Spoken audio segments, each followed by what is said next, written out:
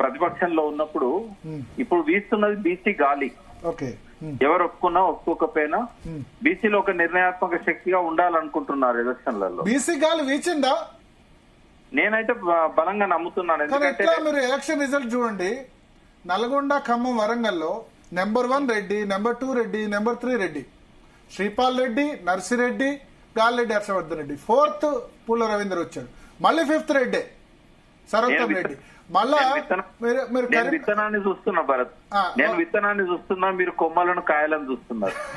అంటే ఇంకోటి చెప్తా, కరీంనగర్, నిజామాబాద్, ఆదిలాబాద్, మెదక్ లో number 1 Anji Reddy, number 2 Narender Reddy, number 3 నేనేమంటున్నా, ఇప్పుడు బీసీ వాదం అనేది ఒక విత్తనం రూపంలో ఉంది. ఓకే, అందులో విత్తనంలో ఎంత పొటెన్షియాలిటీ ఉందనేది నాకు కనబడతా ఉంది.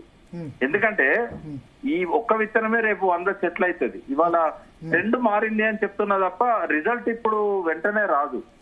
నేను ఒక ఎగ్జాంపుల్ ఇస్తాను మీకు. ప్రసన్న హరికృష్ణ ఆయన వైస్ ప్రసన్న మున్నూరు కాపు, ఆయన గౌడు. ఇవాళ పార్టీలకు అతీతంగా ఆయనకు ఈ 2 కమ్యూనిటీసే కాకుండా బీసీలంతా సపోర్ట్ గా నిలబడ్డారు చాలా వరకు. తర్వాత వాళ్ళిద్దరేమో ఒకరి ఓట్లు ఒకరు వేసుకొని వాళ్ళ మధ్య రాజకీయ విభేదాలున్నా కూడా సెకండ్ ప్రిఫరెన్స్ హరికృష్ణకి వేయాల్సిన దాని బదులు బీజేపీ కాంగ్రెస్ చేసింది, కాంగ్రెస్ సెకండ్ ప్రిఫరెన్స్ బీజేపీకి వేసింది. ఆ ఇద్దరు ఒకటైపోయారంటే బీసీల పట్ల ఒక భయం అనేది వాళ్ళ లోపల స్టార్ట్ అయింది. కానీ 56% బీసీలు ఉన్నప్పుడు ఇక్కడ ఇట్లా ఎట్లా కనబడతలేదు కదా అంటారు. అదే ఇప్పుడే బిగిన్ అయింది, అంటే విత్తనం స్టేజ్ లో. సో తీర్మార్ మల్లన్న తీసుకుంది కరెక్ట్ స్టాండా? 100% correct stand. ఆయన రేపు చతుర్ముఖ పోటీకి దారి తీసే విధంగా రాజకీయాలను నడిపించగలుగుతాడు. రాబోయే ఎన్నికల్లో త్రిముఖ పోటీ ఉండదు, చతుర్ముఖ పోటీ ఉంటది. తీర్మార్ మల్లన్న పార్టీ పెడితే సక్సెస్ అవుతాడా? 100% అవుతాడు. సక్సెస్ అంటే ముఖ్యమంత్రి వెంటనే కాకపోవచ్చు, తన నిర్ణయాత్మక శక్తిగా ఎదుగుతాడు.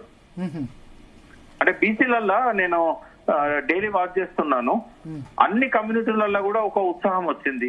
కనీసం మన తరఫున గొంతు విప్పి మాట్లాడే ఒక వ్యక్తి వచ్చాడు. అంటే మీకు తెలుసు 2014 తర్వాత ఒక ట్రెండ్ ఏమైందంటే ఈ బలమైన శక్తులకు వ్యతిరేకంగా మాట్లాడే వాళ్లకు బాగా మాస్ ఫాలోయింగ్ వస్తున్నది. రేవంత్ రెడ్డికి వచ్చింది అదే ఫాలోయింగ్. కేసీఆర్ గారిని ఎవరు ఏమన్న రోజుల్లో కేసీఆర్ గారిని ధిక్కరిస్తూ ముందుకొచ్చాడు ఆయన. ఆయన సక్సెస్ బిగినైంది అక్కడే. లయన్ ఈజ్ బ్యాక్ అని చెప్పి జైల్లో ఓటుకున్నోడు కేసులో జైలు పోయి ఒక దోషిగా నిలబడాల్సిన వ్యక్తి లయన్ ఈజ్ బ్యాక్ అని అఫెన్సివ్ గా పోస్టర్లు వేసుకొని బయటకు వచ్చాడు రేవంత్ రెడ్డి. మల్లన్నది కూడా ఆల్మోస్ట్ సిమిలర్ ఉంటుంది, ఎందుకంటే వీళ్ళిద్దరు తీసుకునేది రోల్ మోడల్ గా కేసీఆర్ గారిని.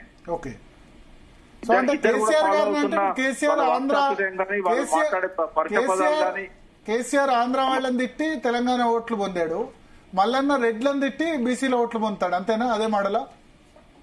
అది వాయిస్ బ్రేక్ అయింది భరత్ గారు. కేసీఆర్ ఆంధ్ర వాళ్ళని తిట్టి తెలంగాణ ఓట్లు పొందాడు, తీన్మార్ మల్లన్న రెడ్లను తిట్టి బీసీలో ఓట్లను పొందాడు. అదే స్ట్రాటజీ అంటారా? బాగా డిస్టర్బెన్స్ వచ్చింది.